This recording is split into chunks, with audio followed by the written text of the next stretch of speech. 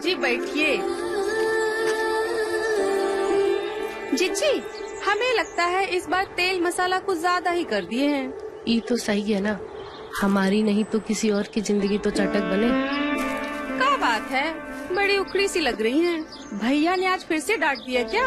एक तो इतनी मुश्किल से हमें मजा आ रहा था, ऊपर से हमारे मुंह पे हाथ रख के बोलते हैं कि आवाज मत करो वरना कोई सुन लेगा। अब तुम ही बताओ, हमारे इस घर में हमारे अलावा एक चूहा भी नहीं रहता है। अरे उन्हें लगा होगा कि कोई आते जाते सुन लेगा। ऐसे भी कामदेव नहीं है तुम्हारे भैया जो उनकी आवाज पूरे गांव में गूंजे, और आधी आवाज तो हमें झूठी निकालनी पड़ती है। आ ये मिर्ची देख रही हो, तुम्हारे भैया का ना इससे थोड़ा ही बड़ा है। जीजी, नसीब वाली हो तुम, भैया के गांव में बहुत इज्जत करते हैं और बिस्तर पे भी तो ठीक है, बस गंदी बातें ही नहीं करते हैं। लेकिन हमें तो गंदी बातें अच्छी लगती है ना, नहीं तो हमें फिर सब ऊपर ऊपर सा लगता है, और साफ सुथरी बातों से भी कौन से तुम्हारे भैया राजी होते हैं। जीजी, साफ सुथरी बातें और तुम सिर्फ नाम की ही बोली हो, तुम्हें हम अच्छे से जानते हैं।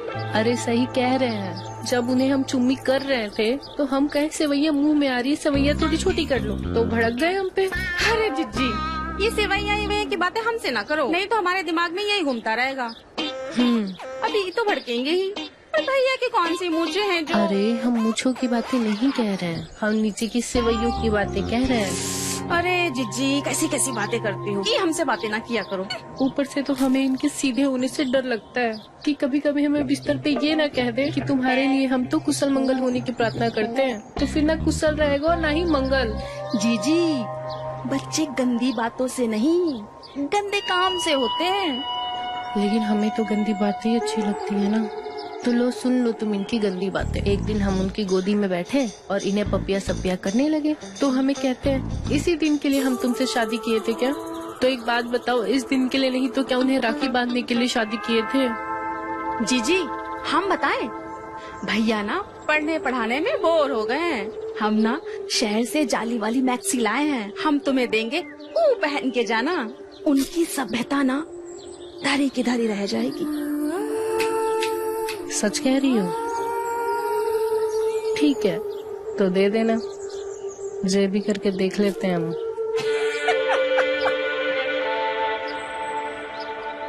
बहुत दिन हो गया गांव की सफाई नहीं हुई साला, बहुत देर लग रहा है, चलो तम्बाकू खाते हैं यार।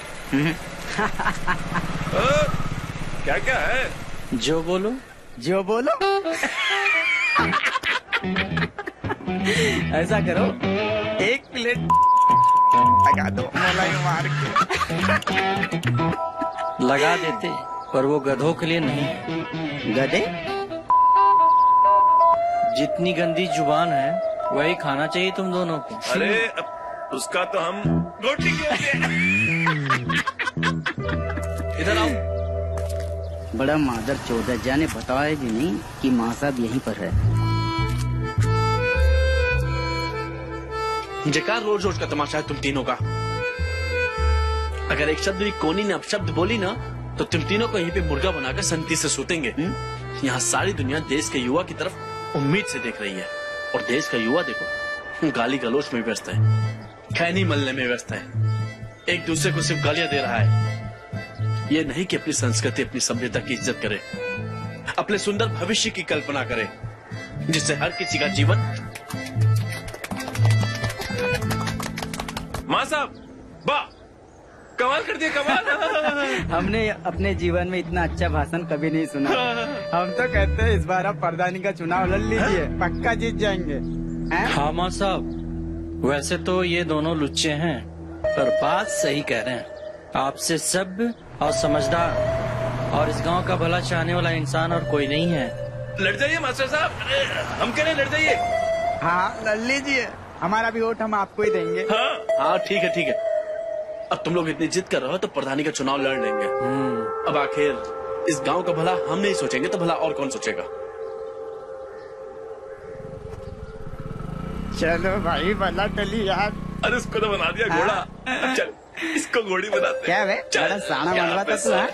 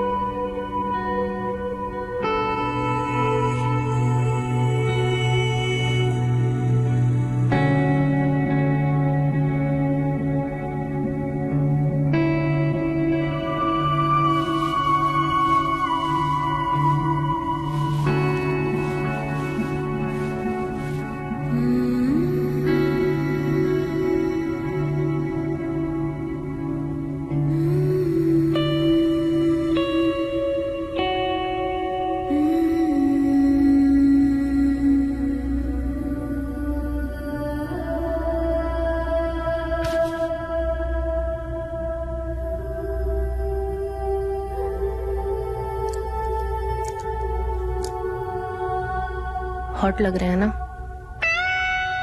ऐसे मौसम में ऐसा कपड़ा पहनोगी तो गर्मी तो लगेगी ही। अभी तो देखो धीरे धीरे पसीना भी टपकने लगेगा। कहाँ से टपकेगा पसीना? यहाँ से।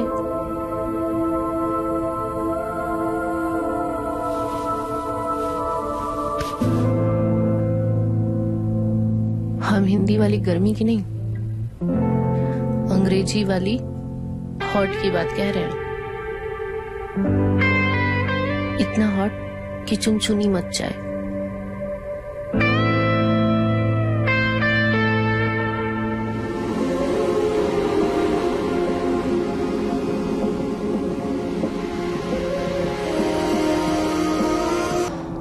अरे तुमसे नहीं उठेगा भाई।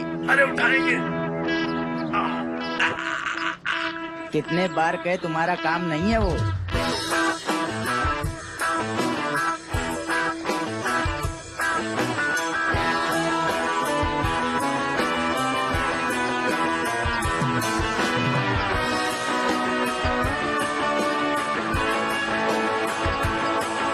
देख रहे हो लिल्ली, हम क्या से क्या बन गए और तुम साले चूतिया के चूतिया ही रह गए। भाई सही सुनी थी। एक कसरत के चक्कर में ना बुद्धि की जुट जाती है। अरे खाली बुद्धि की ही नहीं, वो नीचे वाले की भी चूट जाती है। किसकी? सामान की। जल रहे हो साले बकचोदी पहन लियो। पता भी है कितना खून पसीना, कितना परिश्रम लगता है ऐसी बॉडी बनाने में। फौलाद हो गए हम, फौलाद। सो तो है भैया, लेकिन फौलाद की औलाद नहीं होती। सुना है नीचे वाला सामान छोटा हो जाता है। अच्छा कहो तो तुम्हें पेट से करते हैं, पीछे से डालेंगे मुंह से निकालेंगे, इतना बड़ा है। भैया को पीछे से करने का बहुत शौक है, कभी आगे से भी मौका मिला है क्या? पे घोड़ी के न आगे से न कभी पीछे से। पहलवान का वीर्य ही उसकी ताकत होती है, समझे? अच्छा, अरे भाई फिर तो कभी हिलाए भी नहीं होंगे। कभी नहीं। अरे ये तो कच्ची कली निकले।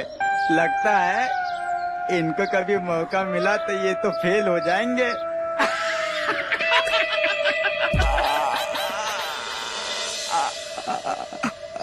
ज्यादा बकचोदी मारे ना अंडकोश भींच के चारों दिशाओं में पटक के मारेंगे। अरे भाभी आप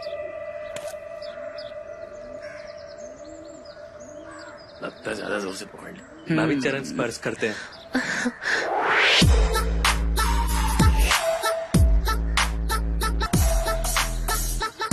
आप कब आए देवर जी? भाभी वो हमारा कुश्ती का कंपटीशन है ना, भैया आपको बताया नहीं हमारे। अरे ये सब छोड़ो, आप ये बताओ कि आप नंगे पंगे और ये लंगोट लपेट कर क्यों घूम रहे हैं? बता रहे हैं हम आपको, नजर लग जाएगी। भाभी जी ये लंगोट ही तो पहलवान का गर्व है।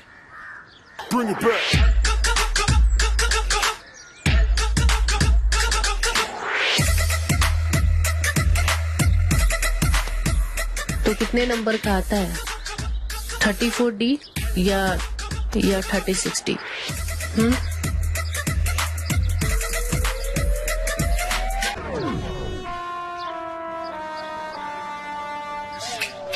अरे कहाँ खो गई? तो ये बताओ कैसे करे तुम्हारी खातिरदारी?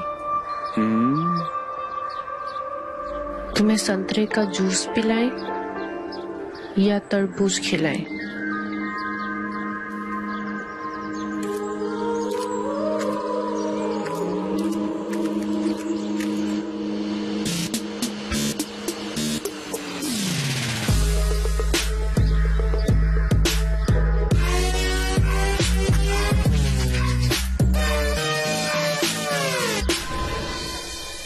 जी क्या मंदाकिनी बनी घूम रही हो? अरे घर में और भी रिश्तेदार हैं, क्या ऐसा कपड़ा पहनना चाहिए इतना भी नहीं पता? क्या करें, अब पति देव के पेट में चूहे दौड़ रहे हो तो बीबी सिंगार कैसे कर सकती है भला? अरे होने वाले प्रधान की बीवी हो, जरा तमीज से रहा करो। बच्चों में संटी बजाते बजाते तुम कब प्रधान हो गए? प्रधान हो नहीं गए, प्रधान होने वाले हैं। आते हैं। 2 साल से जिसका छूने से खड़ा हुआ नहीं, अब ऊपरदानी में खड़ा होगा।